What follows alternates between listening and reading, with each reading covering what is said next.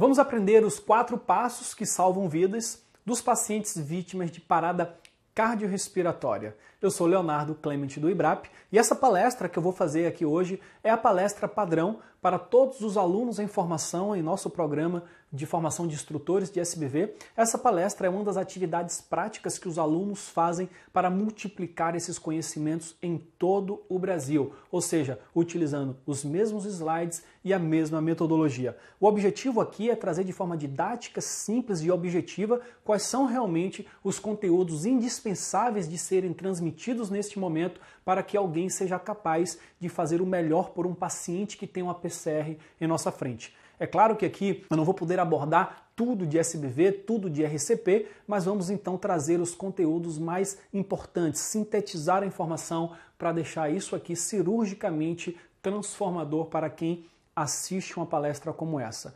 Bom, antes de entrar na palestra, eu quero te convidar para se inscrever no canal aqui do IBRAP no YouTube. Toda segunda e quinta-feira tem vídeo novo e ativa as notificações clicando no sininho ao lado do botão de se inscrever para o YouTube lhe avisar toda vez que tiver um vídeo novo no canal. E deixa aqui também o seu curtir, o seu like já no início do vídeo, que isso ajuda o YouTube a mostrar essa palestra para mais pessoas. Então vamos lá para a nossa palestra, os 4 passos que salvam vidas.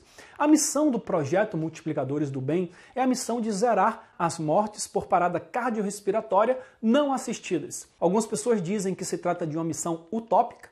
Eu concordaria se eu estivesse falando de zerar as mortes por parada cardiorrespiratória, realmente isso é impossível, mas a nossa missão aqui consiste em zerar as PCRs não assistidas. Não assistida significa dizer não ter alguém ao lado capaz de fazer o que tem que ser feito para que esse paciente tenha chances de sobreviver. E o que tem que ser feito é a colocação em prática dos 4 passos que salvam vidas. E a estratégia que nós utilizamos para chegarmos próximo a essa missão, a realização dessa missão, é justamente a capacitação, a formação de instrutores através de todo o Brasil, para que cada um dentro da sua cidade, dentro do seu estado, dentro da sua região, possa multiplicar esses conhecimentos o máximo possível. Nesta palestra eu vou falar de 2 coisas bem importantes. A primeira coisa é a importância do suporte básico de vida na sociedade, alguns conceitos fundamentais indispensáveis para o bom entendimento desse assunto, e segundo, sobre os 4 passos que salvam vidas.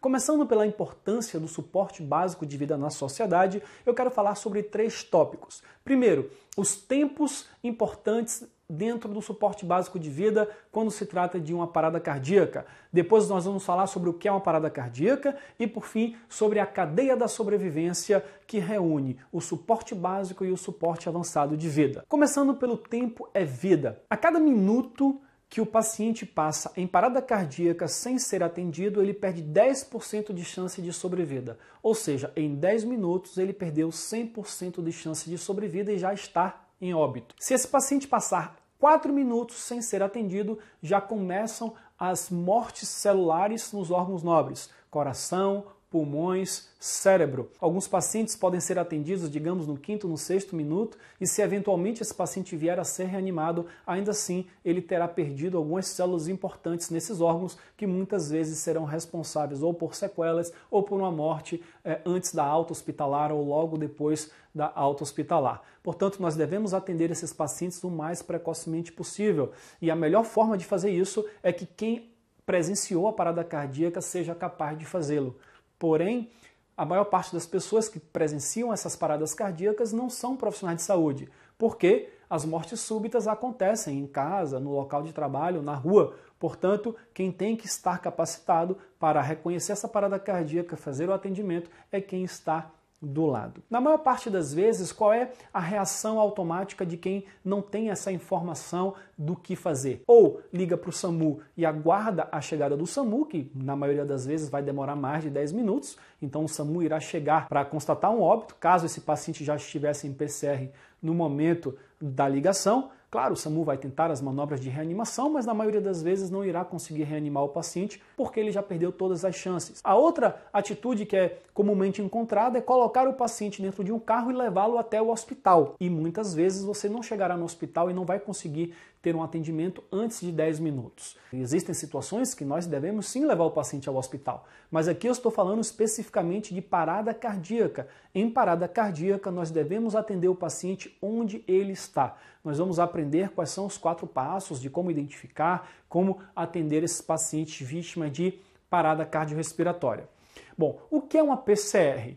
PCR é qualquer ritmo que o coração venha a assumir que não consiga mais gerar um pulso central, seja porque o coração está batendo rápido demais, seja porque ele está lento demais, seja porque ele está fraquinho, seja porque ele não está mais batendo, ou pode ser que não tenha mais sangue circulante, como acontece no trauma, onde alguém sangra muito, ele não tem mais sangue, o coração continua a bater, porém não tem sangue para ser ejetado, consequentemente não terá pulso. Existem diferentes causas de parada cardiorrespiratória, por exemplo, a falta de oxigenação, que é a hipóxia, a hipovolemia, distúrbios hidroeletrolíticos, infarto agudo do miocárdio, tromboembolismo pulmonar, entre outras causas. Então nós vamos ver aqui, basicamente, quais são os 4 ritmos de parada cardiorrespiratória possível. Quando um paciente está inconsciente, não tem pulso, não está respirando, o coração pode estar de 4 maneiras diferentes, em 4 ritmos diferentes. Alguns desses ritmos ele está ainda em movimento, porém não de forma organizada para gerar um pulso. Em outro ritmo ele pode estar 100% parado. Os 2 ritmos que estão aqui acima representados, a taquicardia ventricular e a fibrilação ventricular, são considerados arritmias fatais. São ritmos totalmente desorganizados e extremamente acelerados, onde o coração não consegue mais ejetar, ter um débito cardíaco suficiente para gerar pulso central. Nós temos outros ritmos, como por exemplo a atividade elétrica sem pulso, em quem olha esse gráfico que está aqui, esse traçado de eletrocardiograma, pode imaginar que esse coração poderia ser um coração de alguém de 100% saudável, como você que está assistindo nesse momento, como o meu coração aqui, está batendo muito provavelmente no ritmo parecido com esse que está aqui. Mas por que de repente esse paciente não tem pulso? Porque, por exemplo, ele pode não ter mais sangue circulante. O coração bate como a bomba bate no vazio, então não vai gerar pulso. Ou pode ser um ritmo que tenha uma atividade elétrica, mas que esteja tão lento, uma bradicardia, que não consegue mais bombear sangue, também trataria de uma parada cardiorrespiratória. E por fim nós temos esse 4º ritmo aqui, que é a assistolia, onde já não existe nenhum tipo de atividade elétrica no coração, ou seja, o coração está praticamente desligado, como se fosse um aparelho desligado.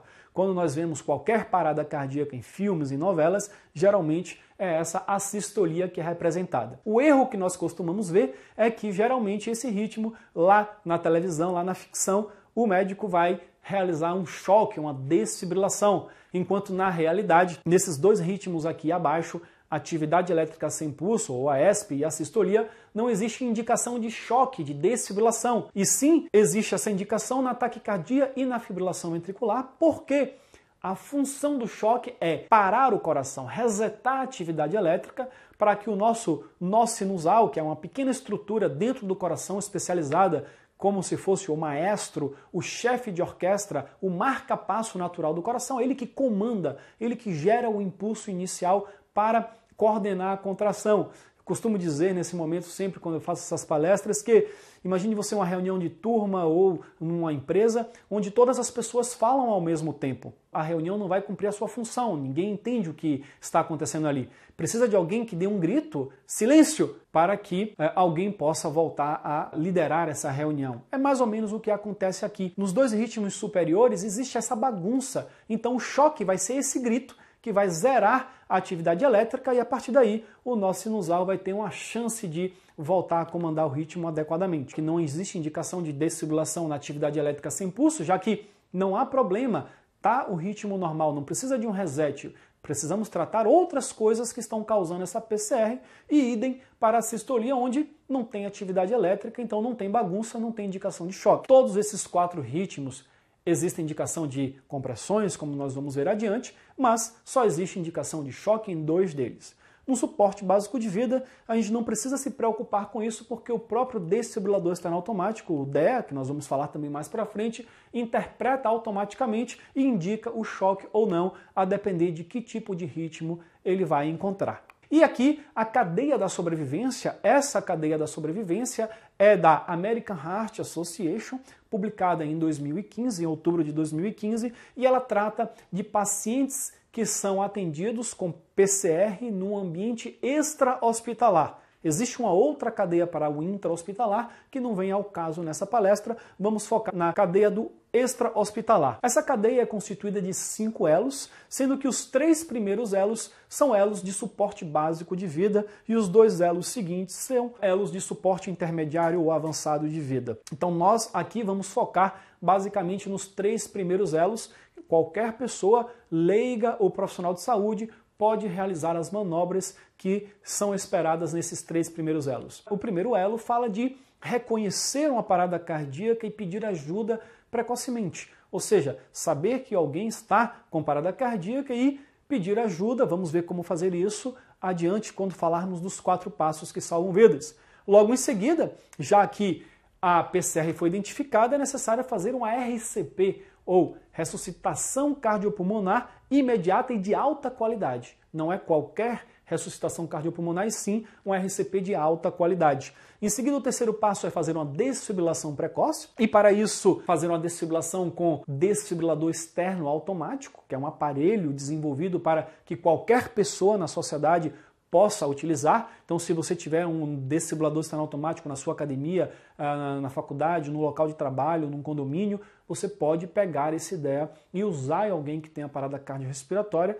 e assim salvar a vida desse paciente. Feito isso, existem os 2 elos seguintes, que são já dentro do suporte avançado de vida, dentro do serviço móvel de atendimento. Então nós temos aqui o transporte para o hospital, ou seja, a equipe vai chegar no local, pode ser uma equipe com médico ou não. Essa equipe vai fazer alguns cuidados talvez mais avançados, a depender se tiver um profissional de suporte avançado de vida ali. E se esse paciente voltar a ter um pulso, voltar a si, vai ser transportado para o hospital para que seja investigada e tratada a causa daquela parada cardíaca e que esse paciente possa se recuperar dentro de uma unidade de terapia intensiva. Então tem todos os cuidados pós-parada cardíaca nesse momento. Mas observem que o suporte básico de vida ocupa 3 dos 5 elos, ou seja, mais de 50% aí da cadeia vem do suporte básico de vida, que é extremamente importante e indispensável para que um paciente vítima de PCR tenha chance de sobreviver. E aqui estão os 4 passos que salvam vidas. Vamos falar uma visão geral agora e depois vamos detalhar cada um desses passos individualmente. O primeiro passo consiste em reconhecer uma parada cardiorrespiratória. O segundo passo consiste em pedir ajuda adequadamente. O terceiro passo em realizar uma RCP de alta qualidade e o quarto passo em usar o desfibrilador externo automático. O passo 1 e o passo 2, que acabam acontecendo juntos, consistem na avaliação inicial da vítima e no pedido de ajuda. Essa avaliação inicial ela começa com a suspeita de que alguém está caído e desmaiado onde não deveria. Se alguém está na sua cama ali desmaiado, muito provavelmente essa pessoa pode estar dormindo, de repente pode não levantar uma suspeita, a não ser que seja um paciente que está debilitado ou que tem algum problema e que pode ser que mesmo na cama se suspeite de uma parada cardíaca. Mas é óbvio que nós temos que criar primeiro uma suspeita, segundo, identificar se realmente esse paciente está em parada cardíaca. Então vamos ver como fazer isso. Na avaliação inicial, basicamente existem aí alguns passos que nós devemos respeitar. O primeiro passo é a segurança do local, que está ali na primeira imagem representada. Eu só posso atender um paciente se o local estiver seguro e se isso não for colocar em risco a minha vida e a vida das pessoas que estão comigo. Uma vez que eu certifiquei que o local está seguro, eu devo abordar esse paciente lateralmente, com o joelho no chão, 1 ou 2 joelhos no chão, e tocando nos ombros e chamando em voz alta, sacudindo um pouco, eu vou chamar: Senhor, Senhor, o Senhor pode me ouvir? Senhora, Senhora, a senhora pode me ouvir? Para ver se existe ou não nível de consciência. Nesse momento não interessa saber se ele está muito consciente ou pouco consciente. Interessa saber se está consciente ou inconsciente. Quem está consciente não tem como estar em parada cardiorrespiratória, mas quem está inconsciente é possível que se trate de uma parada cardiorrespiratória. Uma vez feito isso, já que é um paciente que não responde ao chamado, é um paciente que vai precisar de ajuda. Se eu estiver com alguém na cena, alguém estiver do meu lado, eu já peço para essa pessoa imediatamente pedir ajuda. Você ligue para 192 e traga um DEA. O 92 vai trazer o DEA automaticamente, mas essa pessoa de repente pode buscar um DEA que esteja próximo. Se for dentro de um shopping center, haverá um DEA. Se for dentro de um aeroporto, haverá um DEA. Dentro de certos condomínios, academias, escolas, existem DEAs. E a tendência é que tenha esse aparelho cada vez em mais locais. Algumas leis públicas já estão aí obrigando o uso desse desfibrilador em locais com mais de 1.500 pessoas, 2.000 pessoas que circulam por dia, e no exterior já é um aparelho altamente disseminado e disponível em diversos locais, e essa é uma tendência também cada vez mais no Brasil. Portanto, a hora de pedir ajuda é você ligue para o 92 e traga um DEA. Vá buscar um DEA que está aqui por perto.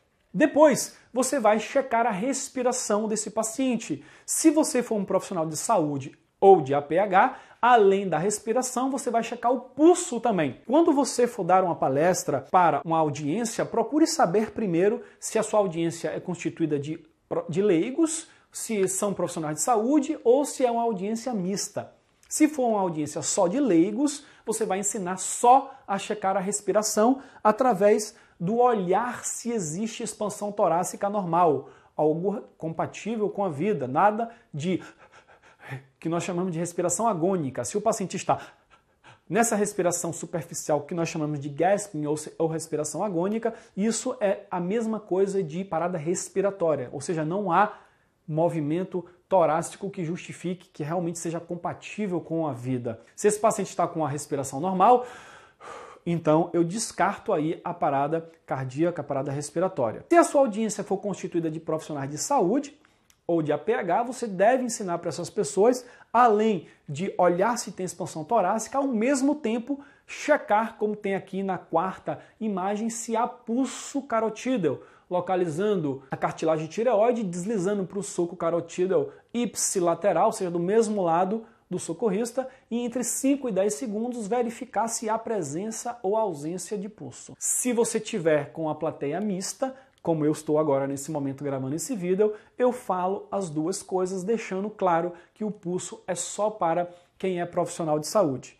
Se o leigo identificar ausência de movimentos respiratórios, ele vai associar isso a uma parada cardiorrespiratória. Ele vai diagnosticar uma parada cardiorrespiratória sem mesmo checar o pulso. Se for um profissional de saúde, ele vai ter que checar a respiração e o pulso, porque a partir daí existem algumas opções. Se o paciente, por exemplo, tiver sem pulso e sem respirar, é uma parada cardíaca. Se ele tiver com pulso e sem respirar, é uma parada respiratória. Essa já é uma outra conduta que se espera. Mas nós vamos falar aqui da parada cardiorrespiratória, então suponhamos que não há pulso, não há respiração, e se for um leigo, ele não identificou simplesmente a respiração. Neste caso, então, nós devemos começar imediatamente a ressuscitação cardiopulmonar de alta qualidade e vamos ver como fazer isso logo adiante. Aqui cabe uma observação que é o pedido de ajuda. Se você está sozinho na cena,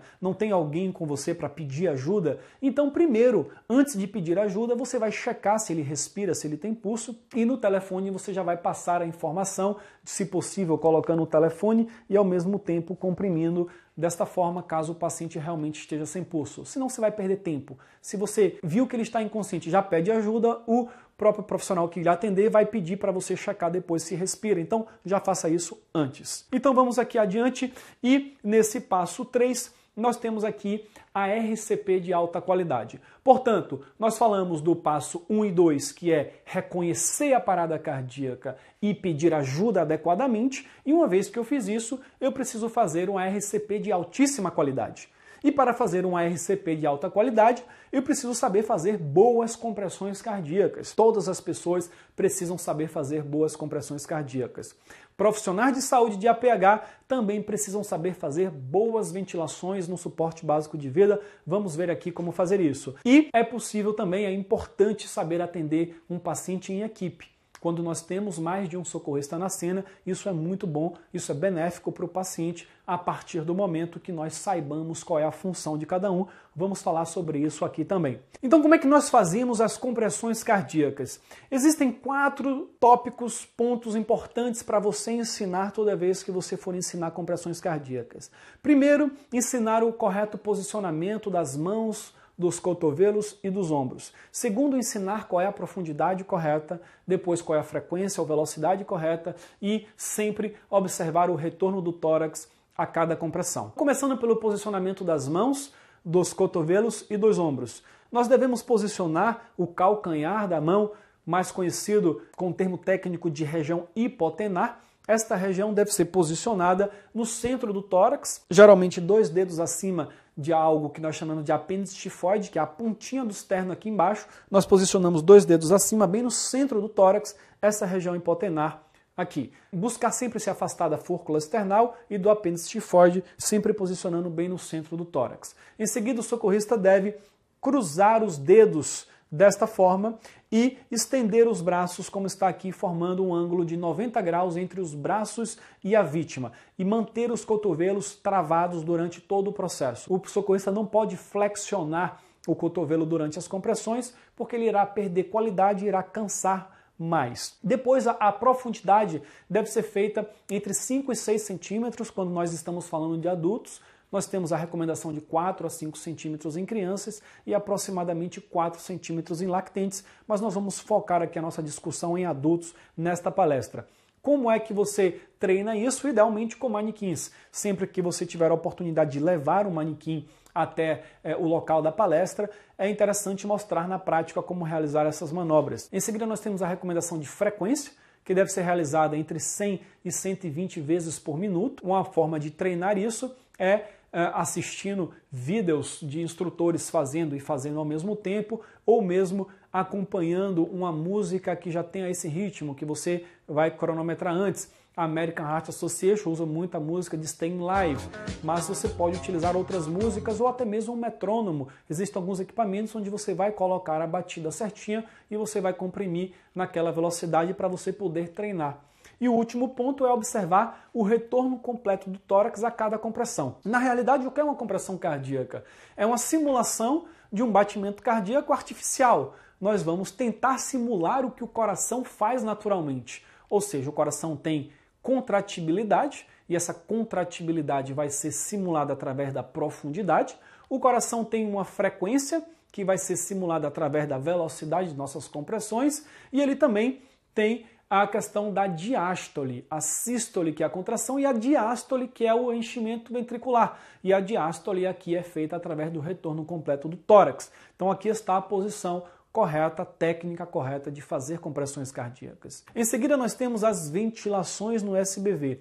E aqui cabe a observação que as ventilações devem ser realizadas somente por profissionais de saúde ou de APH treinados. Porque quando o leigo vai ventilar, ele não tem conhecimento anatômico do que é uma abertura de vias aéreas e muitas vezes a ventilação vai fazer insuflação gástrica e, além disso, roubar o tempo da compressão por ventilações que não são eficazes. Então, a American Heart Association recomenda que o leigo faça somente as compressões, chamado de hands only, somente as mãos.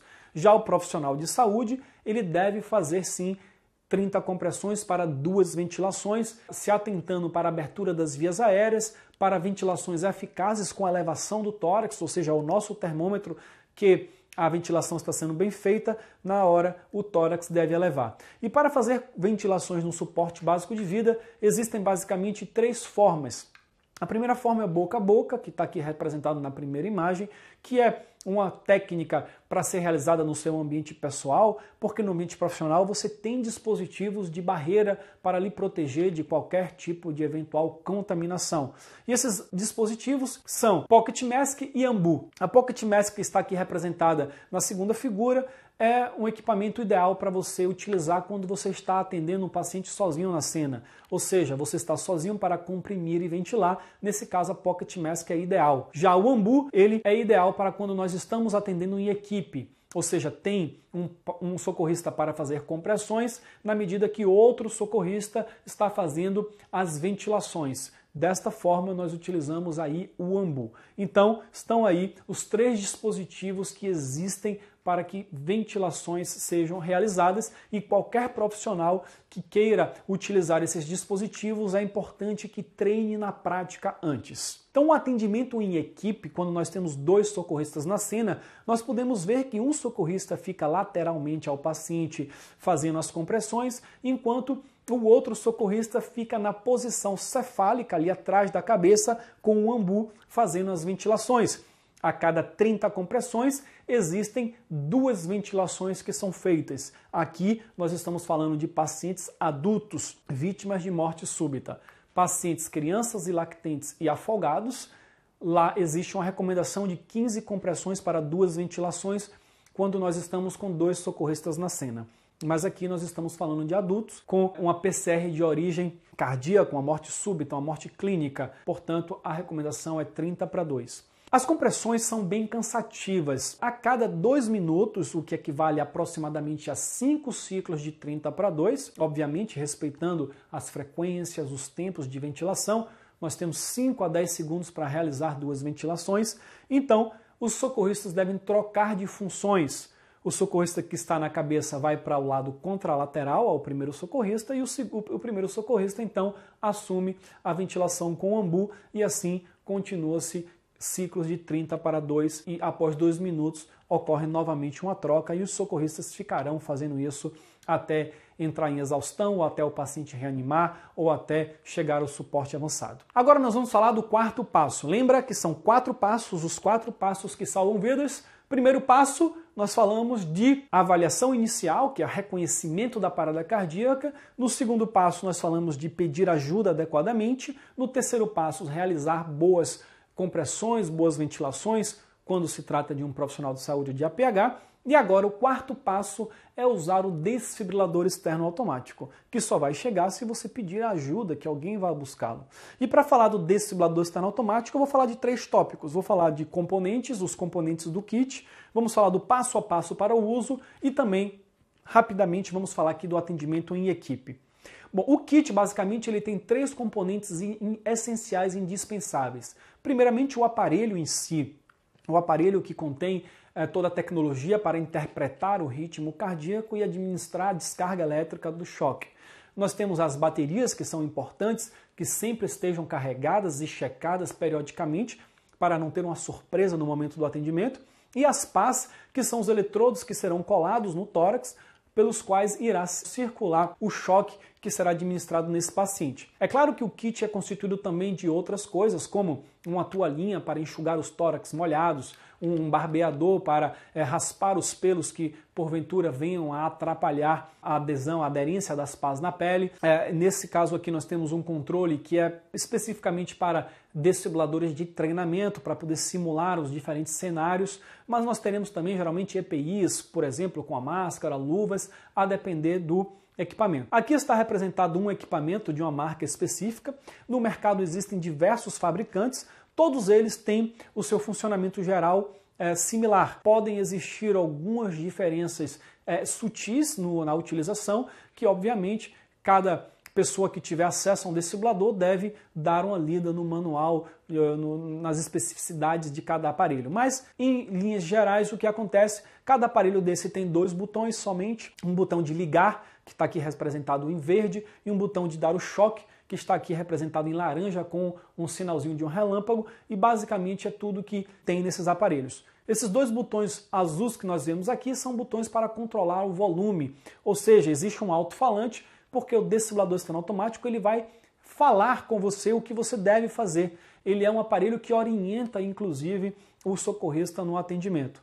Claro que o socorrista treinado ele vai poder fazer o atendimento automaticamente e parar para ouvir só no momento que for necessário ouvir, que é o momento da análise e da indicação do choque. Então, e aqui nós temos um encaixe também para colocar os conectores, as pás, encaixar aqui no aparelho. Nós vamos ver como é que isso funciona logo à frente. Aqui está o passo a passo para utilizar o desfibrilador externo automático. E a primeira coisa que nós devemos fazer é abrir e ligar o aparelho. Ele vem dentro de uma caixa, nós vamos abrir, ligar e colocar ao lado da cabeça da vítima, aqui nesse local, que é o único local que não irá atrapalhar aqui as compressões. Existe um socorrista que vai estar comprimindo aqui, existe um socorrista que vai estar comprimindo aqui, existe um socorrista que vai estar ventilando aqui. E nessa troca de função, que é feita dessa forma aqui, o desfibrilador não pode estar em um desses locais para não atrapalhar o atendimento.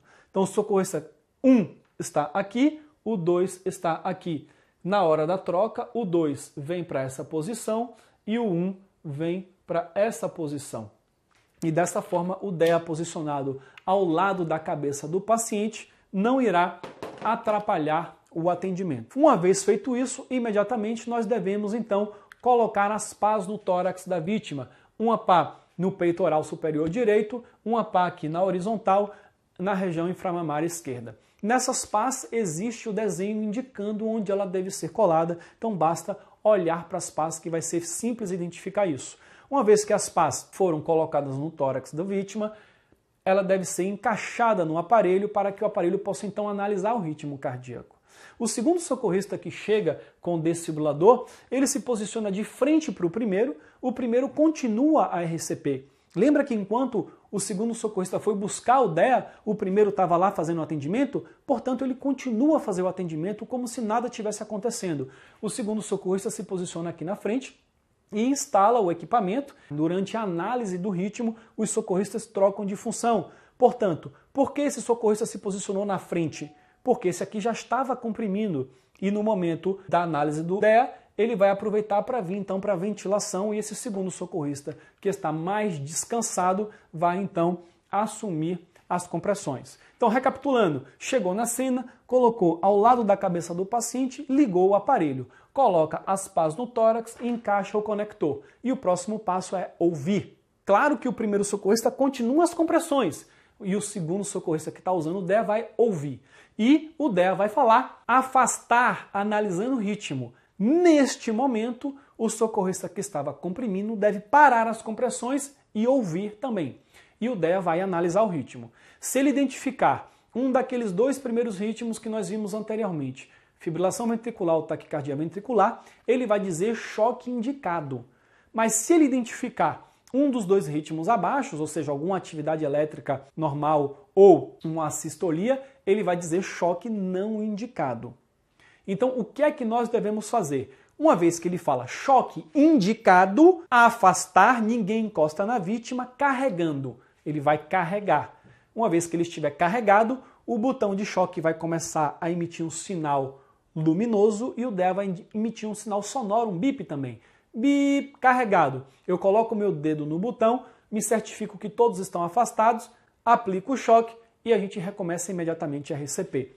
Portanto, está aqui aplicar o choque se necessário e com todos afastados. Se alguém estiver encostado no paciente no momento do choque, essa pessoa também vai receber um choque. Agora, se o DEA disser que o choque não está indicado, nesse momento então nós devemos reiniciar imediatamente as compressões. Então nós temos aqui na primeira imagem o DEA sendo colocado ao lado da cabeça do paciente, na segunda imagem as pás coladas no tórax, na terceira imagem parando para ouvir a análise, na quarta imagem a aplicação do choque que foi necessária nesse caso e na quinta inicia a RCP novamente. Quando nós estamos em equipe, está a representação de que um socorrista está na cabeça, o segundo socorrista está no lado fazendo as compressões e o DEA está ali no local que não atrapalha. Após 2 minutos, durante a análise, o DEA ele vai de 2 em 2 minutos analisar novamente o ritmo. Então, no momento dessa análise, nós aproveitamos para trocar as funções. Quem estava na cabeça ventilando vem para a lateral e quem estava na lateral vai para a cabeça. E nós vamos ouvir novamente qual é a recomendação do DEA, se tem indicação ou não. E nós vamos continuar fazendo a RCP até o paciente reanimar, ou até a equipe entrar em exaustão, ou até chegar ao suporte avançado. Se houver um ambiente de risco, nós podemos parar também, e se houver uma mudança de prioridade na cena, também. O que deve ficar dessa palestra é que todas as pessoas no mundo precisam saber reconhecer uma parada cardíaca, precisam saber pedir ajuda adequadamente, ou seja, ligar para o 92 e para pedir para alguém buscar um DEA que esteja próximo do local. Em seguida, fazer boas compressões cardíacas para os leigos e boas compressões e ventilações para os profissionais de saúde de APH. E, por fim, saber utilizar o desfibrilador externo automático. Numa palestra, mesmo que seja teórica, sempre que você tiver a oportunidade de levar o seu equipamento, caso você tenha um equipamento, para fazer uma demonstração, é melhor. Caso você não tenha, você vai mostrar nos slides, ainda assim vai ser útil. As pessoas vão aprender os 4 passos mesmo assistindo uma palestra teórica, tá? Isso é muito importante que você dissemine esse conhecimento, mesmo que você não tenha esse equipamento de simulação. Caso tenha, melhor ainda. Existem 2 conceitos que eu costumo dizer sempre, que é a excelência e a perfeição. Perfeição é sinônimo de frustração. Você quer fazer a coisa perfeita, você nunca vai conseguir fazer perfeito. E aí você vai se frustrar. Mas o que você consegue alcançar é a excelência. A excelência é você fazer o melhor que você pode fazer com as condições que você tem. Se o melhor que você pode fazer é uma palestra teórica, ótimo. Se você pode fazer uma palestra teórica e mostrar na prática, ótimo. Se você consegue fazer um curso teórico prático e seu aluno praticar tudo durante 8 horas, melhor ainda. Sempre faça o melhor que você pode fazer com as condições que você tem e busque melhorar as suas condições dia após dia. Antes de encerrar, vamos aqui fazer então uma revisão da nossa missão. Vamos falar sobre a importância, sobre os 4 passos, bem rapidamente aqui, para ver se isso está fixado. A nossa missão, qual é? Aqui está, zerar as mortes por PCR não assistidas. Isso significa dizer que nós precisamos que tenha alguém do lado do paciente que presencia a PCR para fazer alguma coisa. E a maneira da gente conseguir isso é ensinando, educando, informando toda a população, e a estratégia que nós usamos para isso é a formação de instrutores multiplicadores do bem que possam fazer isso nas suas cidades, nos seus estados, nas suas regiões. Em seguida, o suporte básico de vida, a RCP, é de fundamental importância porque a principal causa de mortalidade na sociedade são as doenças cardiovasculares, com infarto, com AVC, que leva o paciente no infarto à morte súbita, ou seja, que precisa de um atendimento imediato, mas todas as outras causas de morte levam também o paciente a PCR e vai precisar sim de uma reanimação, sendo que a partir de 4 minutos de PCR sem assistência já começa a ter morte nos órgãos nobres, morte celular em coração, cérebro, pulmões. Em 10 minutos o paciente perdeu 100% da chance de sobrevida, portanto nós precisamos descentralizar e nós precisamos deixar esse atendimento o mais precoce possível. E quais são os 4 passos que nós utilizamos para isso? Primeiro passo, reconhecer a PCR. Segundo passo, pedir ajuda adequadamente. Terceiro passo, fazer RCP de alta qualidade. E 4º passo, saber usar o desfibrilador externo automático. Então essa é a nossa missão, é multiplicar esses conhecimentos. Antes de fechar, quero te lembrar para você deixar aqui seu curtir, porque isso vai ajudar demais a disseminar esses conteúdos. Uma das formas que nós temos de chegar nessa missão é que esses vídeos sejam vistos pela maior parte das pessoas. Se você tiver alguma dúvida, também deixa o seu comentário, se inscreve no canal aqui para receber os conteúdos novos toda segunda e toda quinta-feira. E eu gostaria aqui de te agradecer por você ter assistido a esse vídeo e lhe dizer aqui, deixar como recado final uma citação do Napoleão Hill. Eu até coloquei isso no meu convite de formatura na época. O Napoleão Hill, que foi um grande pesquisador de comportamento humano que viveu no início do século XX nos Estados Unidos, um belo dia ele escreveu que todos nós nascemos com um problema. E esse problema é a dependência. Depender é muito ruim. E aí nós criamos uma meta. A meta é a independência. Cada um quer ser independente. E um profissional ser independente é ter conhecimento para não precisar que o outro te diga o que fazer. Mas essa não é a solução. A solução é a interdependência. O que é interdependência? É quando você pega diversos cidadãos ou profissionais que são independentes entre si, que são autossuficientes, porém que quando se juntam são capazes de fazer algo que jamais poderiam fazer sozinhos. Pega um exemplo de uma grande banda como os Beatles, por exemplo, Cada artista ali é um artista independente que é muito bom no que faz, mas os Beatles só existem quando eles estão todos juntos. E na saúde, no suporte básico de vida, é assim que acontece. Se capacite para você ser um profissional independente, um instrutor independente, capaz de fazer as suas palestras, capaz de fazer os seus cursos e o que for de atender o seu paciente. Mas dentro de uma equipe interdisciplinar, esteja preparado para contribuir com o seu conhecimento dentro de uma equipe, muitas vezes interdisciplinar, para ir alcançar algo maior, e esse maior sempre será na saúde, o bem-estar dos nossos pacientes. Muito obrigado por ter assistido o vídeo até aqui, um grande abraço, fica com Deus. Tchau, tchau.